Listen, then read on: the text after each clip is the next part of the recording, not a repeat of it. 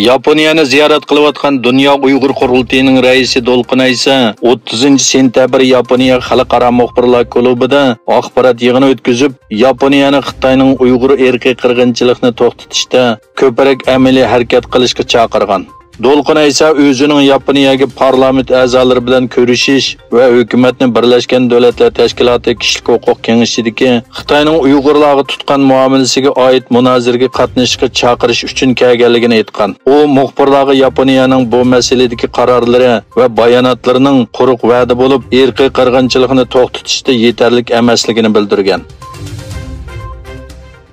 Birlashgan Davlatlar Tashkiloti kishilik huquq kengashining Jenevada ochilgan 51-qitimliq yig'inida Xitoy hukumatining Sharq Turkistondan elib kelgan atalmish Uyg'ur vakillari Xitoyning rayondagi kishilik huquq masalasiga oid tashviqotlarni qilishga majbur bo'ldi. Ma'lum bo'lishicha, Xinjiang Xalq qurultayi doimiy komitetining a'zosi Shavkat Eminni o'z ichiga olgan bir qism atalmish Uyg'ur guvohchilari Birlashgan Davlatlar Tashkiloti kishilik huquq kengashining 51-qitimliq yig'inida Beijing tarafidan Sharq Turkiston vakili sifatida tanishtirilgan. Ular so'zlarida rayonda yashaydigan Uyg'urlarga qartilgan sistemalik erkiy qirg'inchilikni yo'shirishga uringan hamda Xitoy Kompartiyasini va rayondagi kishilik huquq vaziyatini maqtagan. Ular yana Birlashgan Davlatlar Tashkiloti kishilik huquq oliy komissarligi yig'inida e'lon qilgan Uyg'urlarning kishilik huquq vaziyati haqidagi dokladini yolg'on paketlar bilan to'lgan deb ayblagan va Sharq Turkistonda kishilik huquqning Xitoy qonunlari bo'yicha qo'g'dildi ganligini aytishgan.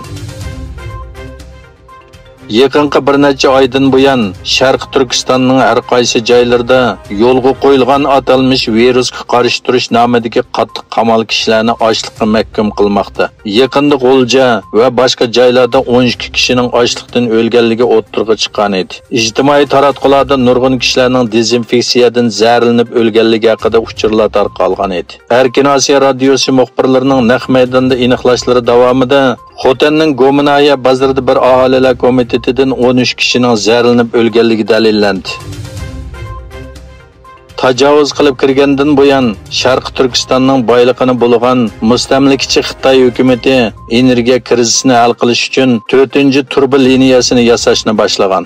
Egilinishcha, uzunligi 3340 kilometr keladigan bu turba yo'li Sharq Turkistondan Xitoyning g'arbidagi Ningxia rayoniga tabiiy gaz to'shishga ishlatildi ekan. Xitoy doiralarining so'ziga qaraganda, bu turba yo'li Sharq Turkistondan Xitoyga tabiiy gaz toshish orqali energiya taqsimlashda muvofiq qo'llanishchan qurilma bilan ta'minlaydi ekan. Turkiyadagi Uyg'urlar Indoneziyaning yaqinqi yillardan buyon 3 Uyg'urni Xitoyga o'tkazib berishga qarshi Istanbulda namoyish o'tkazdi. Bir musulmonni fashist Xitoyga topshirib berish, uni qasddan o'ldirganga o'xshash degan xatlar yozilgan lozunkalarni ko'targan Uyg'urlar Indoneziyaning Istanbuldagi konsulxonasi oldida yig'ilib, Uyg'urlarning o'lim xavfi bo'lgan Xitoy davlatiga topshirib berilishiga norozilik bildirdi. Rossiya prezidenti Vladimir Putin 21-sentabr qisman safarbarlik e'lon qilganligini jakalagandan keyin Qozog'istonga borgan Rossiya fuqarolarining soni 100 mingdan oshib ketdi. Ma'lum bo'lishicha, Qozog'istonda har kuni taxminan 13 ming Rossiya fuqarosi bank hisoboti ichish, turalg'u yoki uy sotib olishda talab qilinadigan shaxsiy salohiyat nomerini olish uchun iltimos qiladi ekan.